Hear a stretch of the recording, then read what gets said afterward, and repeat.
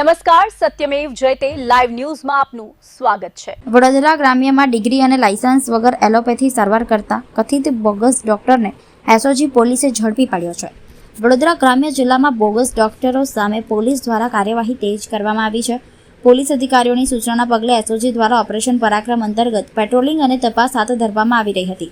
દરમિયાન વડોદરા તાલુકા police station વિસ્તારમાં patrolling કરતી એસઓજી ટીમને બાતમી મળી હતી કે રાયપુરા ગામમાં અસીમ બિમલ સંખારી નામનો શખ્સ કોઈ માન્ય ડિગ્રી કે લાયસન્સ વગર મેડિકલ પ્રેક્ટિસ કરી રહ્યો છે।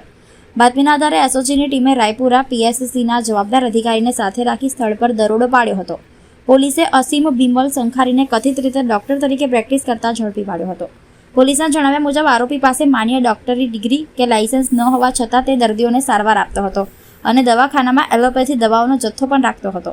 તપાસ દરમિયાન પોલીસે એલોપેથી દવાઓ, ઇન્જેક્શન, બોટલો, બીપી માપવાનું સાધન અને સ્ટેથોસ્કોપ સહિત કુલ ₹87,071નો મુદ્દામાલ કબજે કર્યો છે। 48 વર્ષીય આરોપી મૂળ પશ્ચિમ બંગાળનો હોવાનું અને હાલ રાયપુરા ગામમાં ભાડેથી રહેતો હોવાનું પોલીસે જણાવ્યું છે। સમગ્ર મામલે બીએનએસની કલમ 125 તેમજ ગુજરાત મેડિકલ પ્રેક્ટિશનર એક્ટની કલમ 30 હેઠળ ગુનો નોંધી વધુ કાર્યવાહી હાથ ધરવામાં આવી છે।